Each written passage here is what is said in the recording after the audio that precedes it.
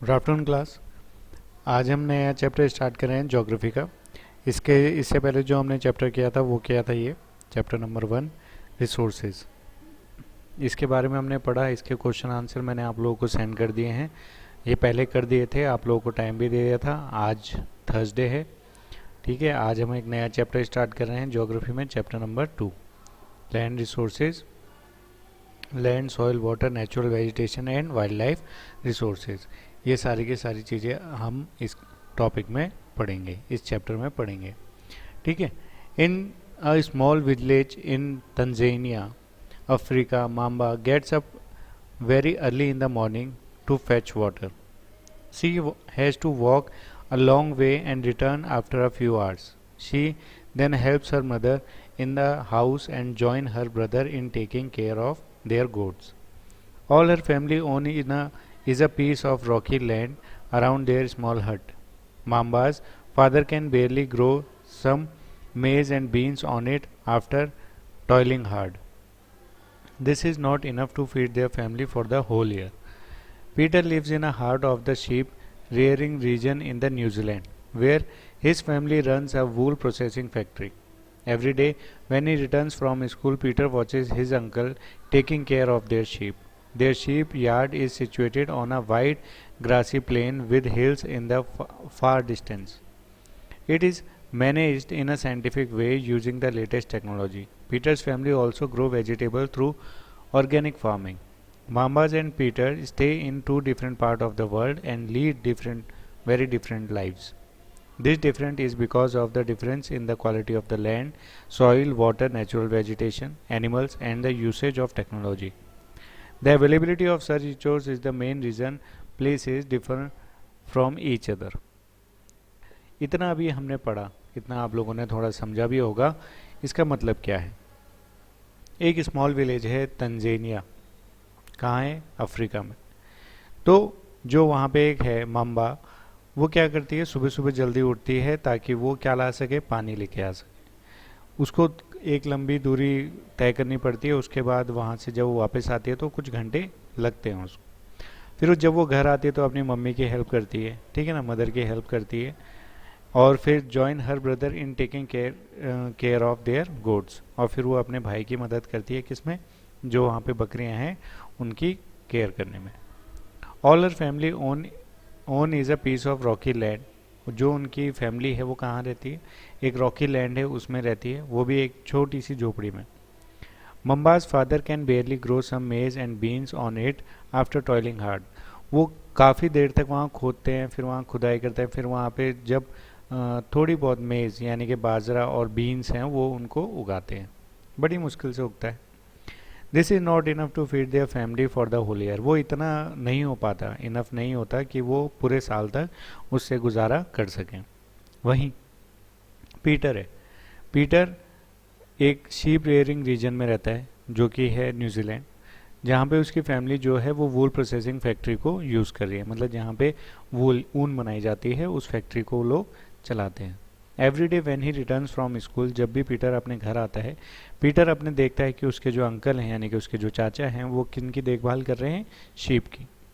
There sheep yard is situated on a wide grassy plain. उनका जो sheep yard है यानी कि जो शीप यार्ड जो है वो बहुत ही मतलब भेड़ का एक जो ग्रासी लैंड है काफ़ी, वहाँ पे है, ठीक है ना। With hills in the far distance, और वहाँ पे पहाड़ भी हैं डिस्टेंस पे। It is managed in a scientific way. वो साइंटिफिक वे में बहुत ही मैनेज करके अपना लेटेस्ट टेक्नोलॉजी को भी यूज़ कर रहे हैं। Peter's family also grow vegetable through organic farming. Peter's की जो फैमिली है वो वेजिटेबल्स यानी कि जो सब्जियां हैं उनको भी उगाते हैं, क्या यूज़ करके? ऑर्गेनिक फार्मिंग के ज़रिए। Mamba and Peter stay in two different part of the world. जो मम्बा है, ये जो मम्बा है ये, और ये जो पीटर है ये दोनों के दोनों different part of the world रहते हैं, और इनका रहने का तरीका भी बहुत अलग है। जहाँ पे हम देखते हैं मुंबई एक रॉकी प्लेन में रहती है, एक छोटी सी झोपड़पट्टी में रहती है, जहाँ की जो ज़मीन है वो बहुत हार्ड है। वहाँ पे उनको खोदना पड़ता है, फिर उसके बाद बड़ी मुश्किल से उन लोगों की थोड़ी बहुत मेज़ यानी कि बाजरा और ये बीन्स उग पाती हैं, जो कि उनके लिए सफिशिएंट नहीं हो पाती पूरे साल तक के लिए। वहीं पीटर जो है वो न्यूजीलैंड में रहता है, उनके पास एक फैक्ट्री है जिसमें वो लोग ऊन बनाते हैं, और वहाँ उनके पास भेड़ है, काफ़ी लंबा चौड़ा उनके पास मैदान है जहाँ पे वो भेड़ आराम से घूम सकती हैं, है ना। ग्रासी प्लेन है, वहाँ पे वो लोग क्या करते हैं, ऑर्गेनिक फार्मिंग के ज़रिए वो लोग अपनी सब्जियां भी वहाँ पे उगाते हैं। तो ये दोनों जो हैं different part of the world रह रहे हैं, अलग अलग different part of the world में रह रहे हैं, और लीड कर रहे हैं कैसी लाइफ, डिफरेंट, बहुत ही अलग लाइफ। अब ये डिफरेंस क्यों है? This difference is because of the difference in the quality of the land. ये डिफरेंस इसलिए है, क्यों है? सबसे पहला, लैंड की जो वहाँ पे क्वालिटी है वो देखो, जहाँ पे पीटर रहता है वहाँ पे ग्रासी लैंड है, मतलब ज़मीन बहुत उपजाऊ है, वहाँ पे वो ऑर्गेनिक फार्मिंग कर पा रहे हैं। वहीं पे जो मम्बा है वो तंजानिया अफ्रीका की साइड में रह रही है, जहाँ पे पत्थर ज़्यादा हैं, वहाँ की ज़मीन भी उतनी उपजाऊ नहीं है।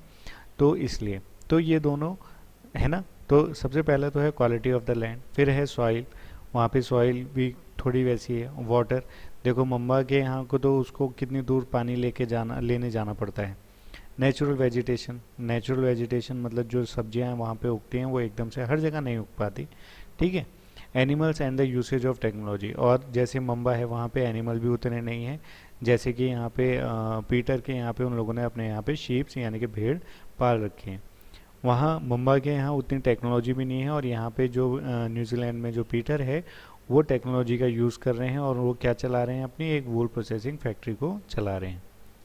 The availability of such resource is the main reason place differ from each other. अब ये जो रिसोर्सेज हैं यहाँ पे, land, soil, water, natural vegetation, ये सारे के सारे जब अगर अवेलेबल होते हैं डिफरेंट प्लेसेस में, तो ये डिफरेंट टाइप के हमारे पास रीज़न बन जाते हैं कि हाँ भाई यहाँ पे रहन सहन थोड़ा अलग होगा और यहाँ पे थोड़ा अलग होगा, है कि नहीं। अब आप खुद सोचो, जहाँ पे पानी ही नहीं है वहाँ पे आप खेती कैसे कर लोगे? आप खेती नहीं कर पाओगे तो वहाँ पे खाना वाना उग नहीं पाएगा। तो जब खाना वाना नहीं उग पाएगा तो आपका रहने में, और जो एक दूसरा इंसान है वो एक ऐसी जगह रह रहा है जहाँ पे पानी भी है, मिट्टी भी है, सब कुछ सही चल रहा है, वो आराम से अपनी खेती करेगा, अपनी फसल उगाएगा, फिर उसको काटेगा, फिर उसको अपना खा भी सकता है कि नहीं है, या फिर मार्केट में ले आके उसको बेच भी सकता है। तो जैसे भी है वो अपनी लाइफस्टाइल जी सकता है ना। तो दोनों के दोनों, आप दोनों ही जो हो, दोनों के दोनों बहुत ही डिफरेंट लाइफ को जी रहे हो। तो ये डिपेंड करता है कि आप किस जगह पे रह रहे हो, आपके पास कौन कौन से रिसोर्सेज अवेलेबल हैं, ठीक है। इसके बाद है लैंड। अब लैंड से क्या मतलब है? Land is among the most important natural resource. ये एक बहुत ही इंपॉर्टेंट नेचुरल रिसोर्स होता है, ज़मीन, ठीक। It covers only about 30% of the total area of the earth surface. ये कितना परसेंट एरिया कवर करता है? 30%, बाकी सारा तो समुद्र है, ठीक है। It covers only about 30% of the total area of the earth surface. Earth का जो सरफेस है उसमें सिर्फ 30% लैंड है। And all part of this small percentage are not habitable. And और जितना भी पार्ट है 30% तो है, पर 30% का 30% पूरा का पूरा रहने लायक नहीं है ना, हैबिटेबल नहीं है। पूरे 30% में लोग नहीं रह पाते। क्यों? क्योंकि कई जगहों पे बर्फ़ है, कई जगहों पे इतने जंगल ही जंगल हैं, कई जगहों पे पत्थर ही पत्थर हैं, है ना। हिमालय पे जाके कोई रहता है क्या? अभी नहीं रहता ना। आपका घर है वहाँ पे? नहीं है। तो इसलिए ठीक है। तो ये सब ऐसा है। The uneven distribution of population in different part of the world, जो जैसे कि अनइवन डिस्ट्रीब्यूशन है पॉपुलेशन का different part of the world में, है ना। कहीं पे कुछ लोग कहीं पे रह रहे हैं, कुछ लोग कहीं पे रह रहे हैं, कोई एक साथ रहें, एक जगह पे रहें, एक साथ काम करें, ऐसा कुछ नहीं है। जिसका जहाँ मन आता है वो वहाँ चले जाता है और फिर वहीं रहता है। Different part of the world is mainly due to varied characteristic of land and climate, है ना। अब जैसे कि जो अभी हिमालय पे जो लोग रहते हैं, जो हिमालय के आसपास रहते हैं, वहाँ पे ठंड बहुत है ना। यानी कि जैसे अटलांटिक है, अलास्का है, यहाँ पे भी कुछ ऐसी चीज़ें जो नॉर्थ पोल और साउथ पोल हैं, यहाँ पे भी लोग रहते हैं, इग्लू में रहते हैं, है ना। वो बर्फ़ के छोटे छोटे इग्लू बनाए रहते हैं, तो उसमें वो रहते हैं बर्फ़ के घर में। तो वो लोग वहाँ रह सकते हैं। क्यों? क्योंकि उनकी हैबिट हो गई है, उनकी कैरेक्टरिस्टिक्स ही वही हैं कि वो वहाँ के क्लाइमेट में और वहाँ की जो ज़मीन है उसमें वो लोग ढल चुके हैं। अगर हम लोग जाएंगे तो हम तो ठंड के मारे वहाँ मर जाएंगे। तो ऐसा ही वहाँ पे है, तो है ना। जो ये अनइवन डिस्ट्रीब्यूशन है ना पॉपुलेशन का different part of the world is mainly due to varied characteristic. वहाँ की जो कैरेक्टरिस्टिक हैं किस चीज़ की? लैंड की और क्लाइमेट की, उस पर डिपेंड करता है। अब कुछ लोग गर्मी में, अब वो अगर जो लोग वहाँ ठंड में रहते हैं ना, अगर वो यहाँ आ जाएंगे वो यहाँ गर्मी से मर जाएंगे, कहेंगे यहाँ कितना गर्म हो रहा है ना। और हम लोग वहाँ जाएंगे तो हम वहाँ ठंड से मर जाएंगे, हम कहेंगे भाई यहाँ कितना ठंडा है, थोड़ी आग लगा दो। तो ये सारी चीज़ें। The rugged topography, steep slopes of the mountain, low lying areas susceptible to water, logging, desert area, thick forest areas are normally sparsely populated or uninhabited. Plains and rivers valley offer suitable for land for agriculture. Hence, these are the dense populated area of the world. अब जैसे कि आप लोग देख रहे हो जो uneven distribution है ना, वो किस वजह से है, कौन लैंड और क्लाइमेट की कैरेक्टरिस्टिक्स की वजह से। अब जैसे रग टोपोग्राफी है, हर देश के हर जगह की अपनी अपनी एक टोपोग्राफी होती है, ठीक है ना। तो रग्ड है मतलब कहीं पे बहुत ही पथरीली जगहें हैं। स्टीप स्लोप्स, जैसे कि आपने देखा होगा स्टीप मतलब ढलान वाले ना, आप लोगों ने जब आप पहाड़ों में जाते होगे तो आप लोगों को स्टीप स्लोप देखने के लिए मिलते होंगे, यानी कि इस तरह के स्लोप्स हैं, है कि नहीं। पहाड़ों में स्टीप ही रहते हैं और फिर यहाँ पे ज़मीन, यहाँ पे खेत है, फिर यहाँ पे खेत है, फिर यहाँ पे खेत है, ऐसे करके चलते रहते हैं। तो स्टीपी स्लोप भी जो है ये हैं ऑफ द माउंटेन में। अब इस जगह पे तो आप घर बना नहीं सकते ना, बना लोगे या यहाँ पे घर बना लोगे, नहीं बनाओगे ना, है कि नहीं। बनाओगे तो ये गिर जाएगा, कॉमन सी बात है। Low lying area susceptible to water, ऐसे एरिया भी जो जहाँ पे वाटर पानी की बहुत कमी होती है, वाटर लॉगिंग। डेजर्ट एरिया, रेगिस्तान में भी कौन रहता है, बहुत कम लोग रहते हैं जो वहाँ पे रह सकते हैं, है ना, बट रहते तो नहीं है। थिक फॉरेस्टेड एरिया, जहाँ पे बहुत ही घना जंगल है, वहाँ पे भी नहीं रहते। तो ये सारी की सारी जो जगहें हैं ये अनइनहेबिटेटेड है, यानी कि यहाँ पे रहने लायक नहीं है।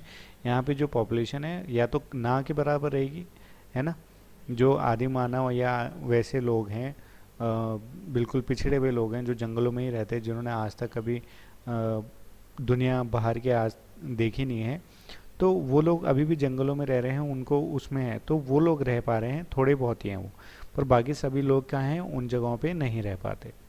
प्लेन्स रिवर, अब जैसे जो प्लेन एरिया है ना, जैसे हम लोग जहाँ रहते हैं, तो जो हमारा देहरादून है वो इस तरीके से ये चारों तरफ हमारे पहाड़ हैं, ठीक है ना, और देहरादून यहाँ बीच में है कि नहीं। यहाँ मसूरी है, यहाँ धनौल्टी है, इधर ये पहाड़ हैं, और यहाँ पे ये नीचे यहाँ पे हम लोग, ये देहरादून आ जाता है इस तरीके से। तो ये पूरा प्लेन्स में आ गया और चारों तरफ से ये एक तरफ से यहाँ पे पहाड़ों से घिरा हुआ है। तो ऐसी जगहों पे हम लोग रहना ज़्यादा मतलब पसंद करते हैं, जो भी इंसान हैं हम लोग वहाँ पे ज़्यादा रहते हैं, बजाय कि जहाँ पे पहाड़ों में, स्टीपी स्लोप्स में, जंगलों में, ऐसी जगहों पे रहने के बजाय हम लोग प्लेन्स में रहना पसंद करते हैं। क्यों? ताकि यहाँ पे हमें सारी की सारी सुविधाएं एकदम से मिल जाती हैं। और दूसरा यहाँ पे क्या है, प्लेन्स हैं, एक तो यहाँ पे घर बनाना आसान रहेगा, फसल उगाना आसान रहेगा। दूसरा यहाँ पे पानी की अवेलेबिलिटी रहती है, रिवर्स वैली, है ना। ऑफ़र, तो ये क्या ऑफ़र करते हैं हमें, सूटेबल लैंड, एक ऐसी अच्छी लैंड प्रोवाइड करते हैं जिसमें हम लोग क्या करते हैं, फसल उगा सकते हैं, एग्रीकल्चर खेतीबाड़ी कर सकते हैं। Hence these are the densely populated area of the world. तो यही वो एरिया है जो बहुत ही डेंसली पॉपुलेटेड एरिया है पूरे वर्ल्ड में। अब कौन सा एरिया है पूरा डेंसली, जहाँ पे पानी की, जो पानी और प्लेन्स के आसपास का जो एरिया है वो बहुत ही क्या है, डेंसली पॉपुलेटेड है। क्यों है? क्योंकि वहाँ पे लैंड और एग्रीकल्चर, हमें एग्रीकल्चर के लिए लैंड और खाने पीने के लिए पानी, ये सारी की सारी चीज़ें हमें ऐसी जगहों पे मिल जाती हैं। देखो यहाँ पे सारा का सारा प्लेन्स में ही है, तो और यहाँ पे रिवर भी है ना। तो ये, और यहाँ ऊपर वो उधर जंगल ही जंगल है, तो जंगलों में लोग कम रहते हैं, यहाँ पे देखो प्लेन्स में कितनी पॉपुलेटेड एरिया है। तो इस तरीके से लोग रहना पसंद करते हैं जहाँ पे खेती बाड़ी भी वो लोग आसानी से कर सकें और पानी की अवेलेबिलिटी उनको हो। तो ये सारी चीज़ें हैं। तो ये था आज एक बेसिक ओवरव्यू था, इंट्रोडक्शन दिया था सेकंड चैप्टर का। तो आई होप आप लोगों को इतना समझ में आया होगा कि ये डिफरेंट क्यों होते हैं रिसोर्सेज जो हैं, जो हमको ये land, soil, water, natural vegetation और वाइल्ड लाइफ रिसोर्स हैं, ये डिफ़र कैसे करते हैं, और ज़मीन क्या है और क्यों इतनी इम्पोर्टेंट है, उसके बारे में भी आपको पता चला होगा। अब हम कल करेंगे लैंड यूज़, इसके बारे में हम इसको, जो ज़मीन है उसको यूज़ कैसे करते हैं, वो सारी चीज़ें। फिर उसके बाद कंजर्वेशन ऑफ लैंड रिसोर्सेज, ये सारी चीज़ें हम इसको आगे कल कंटिन्यू करेंगे। तो आज के लिए इतना ही, अगर आपको कुछ पूछना है तो आप लोग पूछ सकते हैं। Thank you.